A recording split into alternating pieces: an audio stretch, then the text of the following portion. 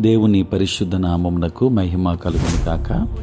క్రీస్తునందు ప్రియ దేవుని బిడలారా, ప్రభువైన యేసు క్రీస్తు పరిశుద్ధ నామములో మీ అందరికీ ఈ ఉదయకాల శుభములు తెలియచేయచ్చు ఉన్నాను. ఈ దినమంతయు మీకు మీ కుటుంబమునకు దీవెనకరముగాను ఆశీర్వాదకరముగాను దేవుడు అనుగ్రహించాలని మీ కొరకై ప్రార్థిస్తూ ఉన్నాను. నేటి దినం కొరకు ఏర్పాటు చేయబడిన దేవుని వాక్యము కొరింథీలకు రాసిన మొదటి పత్రిక 15వ అధ్యాయం 54వ వచనం. ఈ క్షయమైనది అక్షయతను ధరించుకున్నప్పుడు, ఈ మర్త్యమైనది అమర్త్యతను ధరించుకున్నప్పుడు విజయమందు మరణము మృంగివేయబడెను. ప్రియులారా, నేటి దినము కొరకు ఏర్పాటు చేయబడిన ధ్యానాంశము విజయము. ప్రియులారా, విజయం ఎప్పుడు గెలుపొందిన వారిని అవధుల్లేని ఆనందంతో ముంచెత్తుతోంది. అపజయం అంటే మనకెవరికి ఇష్టం ఉండదు. మనం ఎప్పుడు గెలుపొందాలని అనుకుంటాం. ప్రియులారా, మన ప్రభువు మనకు శత్రువైన సాతానుపై గొప్ప యుద్ధం చేసి మానవాళికంతటికీ గొప్ప విజయాన్ని తెచ్చిపెట్టాడు. ఇదేదో ఒక వ్యక్తికి సంబంధించిన విజయం లేక పరాక్రమ కార్యం కాదు, కానీ మానవులందరికీ ఇది ఒక ఘన విజయం. ప్రియులారా, యేసు ప్రభువారు సిలువ వేయబడి మరణించి సమాధి చేయబడినప్పుడు సాతానుడు, వాడి అనుచరులు వారి నరక నివాసంలో పెద్ద పార్టీ చేసుకుని ఉంటారు. ఏమైనా ఆ ఆనందం ఎంతో కాలం లేదు. ప్రియులారా, మన ప్రభు 3వ దినమున సమాధి నుండి విజయుడై తిరిగి లేచినప్పుడు ఎంతగానో ఆశ్చర్యపడటం, భయపడటం వారి వంతైంది. ఈ ఘన విజయం తరువాత సాతాను నిజముగా కలత చెందాడు. వాడెంతో సిగ్గుతో తికమకలో పడి ఉంటాడు.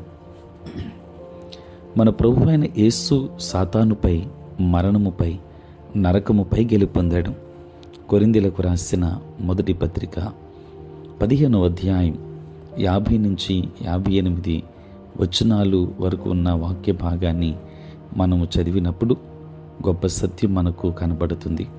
అపొస్తలుడైన పౌలు విజయమందు మరణము మృంగివేయబడెను అని, ఓ మరణమా నీ విజయం ఎక్కడా, ఓ మరణమా నీ ముల్లెక్కడా, మన ప్రభు అయిన యేసు క్రీస్తు మూలముగా మనకు జయము అనుగ్రహించుచున్న దేవునికి స్తోత్రం కలుగును కాక అని చెప్పాడు.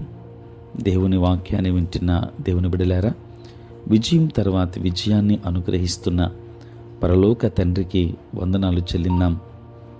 ఆయన విజయం మన విజయమే కనుక ఆనందిందాం. మనలను ప్రేమించిన వాని ద్వారా మనము వీటన్నిటిలో అత్యధిక విజయాన్ని పొందుచున్నాము. కనుక దేవుడు అనుగ్రహించిన ఆ విజయాన్ని పొందుకుని విజయపదములో ముందుకు కొనసాగుదాం. దేవుడు మిమ్ములను మీ కుటుంబాన్ని దీవించునుగాక. ఆమేన్. ప్రార్థన. పరిశుద్ధుడైన తండ్రి, ప్రేమ కలిగిన ప్రభువా, మీ పరిశుద్ధ నామమునకే వందనాలు, స్తోత్రాలు చెల్లిస్తున్నాం నాయన. రాత్రంతయు కాపాడి సంరక్షించి సుఖనిద్రను దయచేసి మా జీవితంలో మరి యొక్క నూతన దినమును మీరు మాకు అనుగ్రహించినందులకే స్తోత్రాలు. ఈ దినమంతా కూడా మీ సన్నిధి మాతో ఉంచండి. మీ ప్రసన్నత మాకు అనుగ్రహించండి. మా ప్రతి బలహీనత నుండి విడుదలనివ్వండి నాయన. మా పనులలో, పరిచర్యలో తండ్రి, ప్రయాణములలో తోడుగా ఉండండి.